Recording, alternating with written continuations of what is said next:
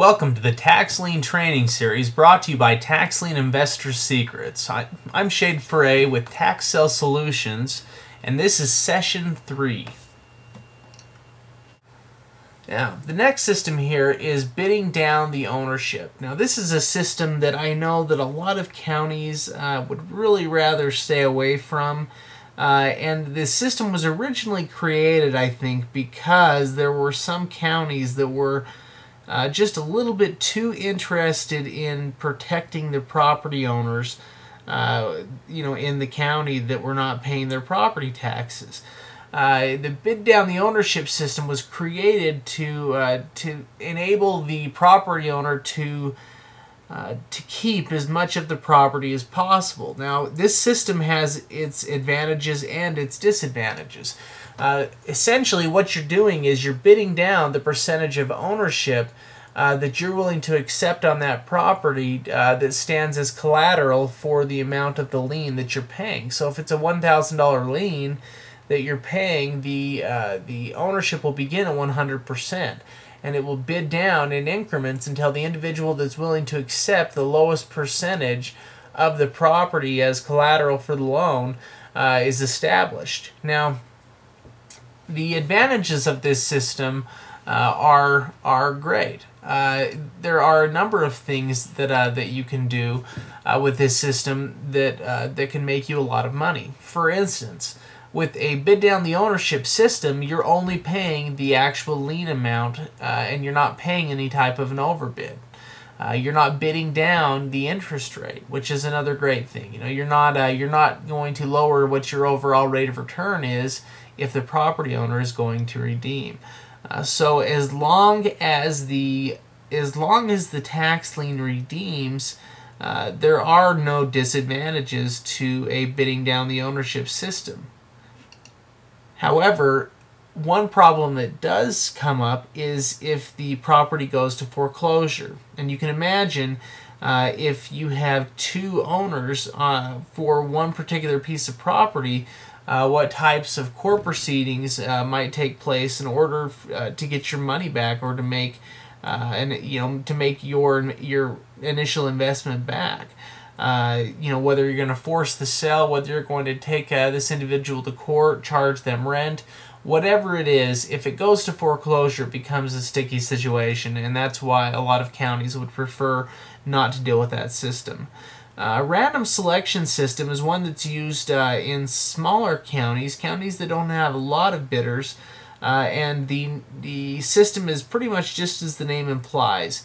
They are going to randomly select bidder numbers at the auction and offer them the next lien as they work their way down a list. So the advantage of that system is you can get the opportunity to purchase some great liens for the delinquent tax amount. You can make the highest rate of return, but the disadvantage is it makes it very difficult to research all of the liens before the sale, because you never know which liens your name is actually going to get drawn for. So you need to have the ability to make a quick decision based on information that you have.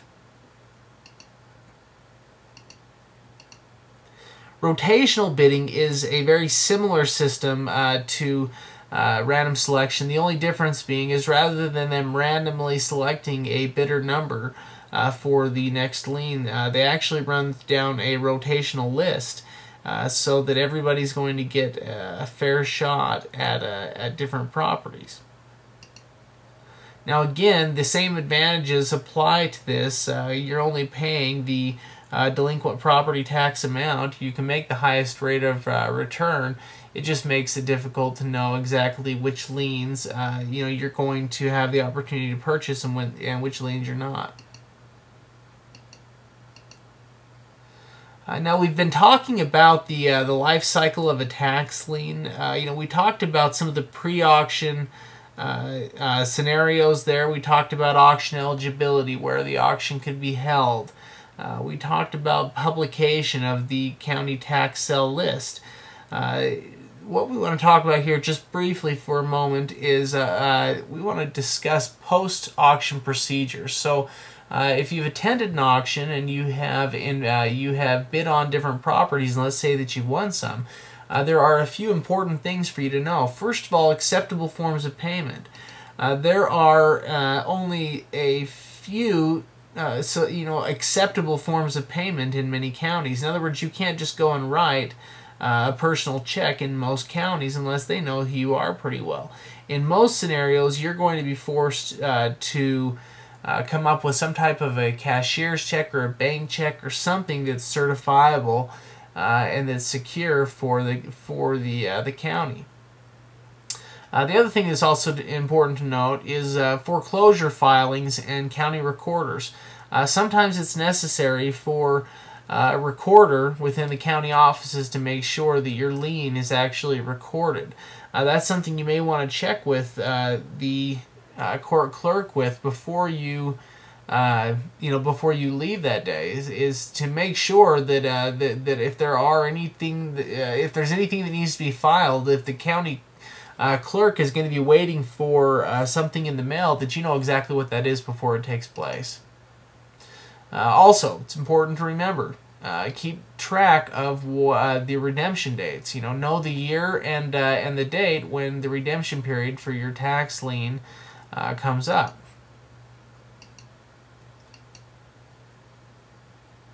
Most counties are going to require full payment on the day of the sale. If you get lucky, you may find a county that will give you up until the next day. However, most counties are going to require the entire payment on the day of the sale. Now, this is an advantage and a disadvantage in many ways. It's a disadvantage in that it's difficult to come up with that kind of money, especially depending on what types of properties it is that you're buying.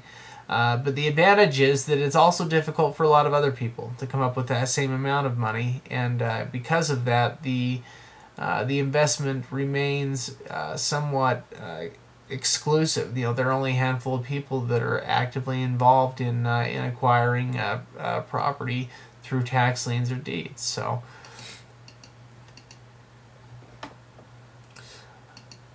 It's also important to note that for foreclosure filings, if the redemption period passes, there are some states that have restrictions on when those foreclosure filings must be prepared and turned in by. Really, the best advice that you can get is, if you're going to invest in a state, open up the internet will tell you plenty. Get into the county website and look for information on state law for things that make that state unique. And one of the last things here is tracking and reinvesting. It's possible to make an incredible rate of return with tax liens and deeds on a consistent basis. However, the only way you're ever going to make a really high rate of return is if you are constantly reinvesting your money. And one of the easiest ways to do that is to find a few counties that you consistently invest in. These could be counties that have a lot of online properties available. These could be counties that have huge numbers of over-the-counter tax liens available. However, it's going to be important that you continually reinvest that money as it comes back to you. We appreciate your time, and we welcome everyone to our next training session, which will be training session number 4, brought to you by Tax Lien Investor Secrets.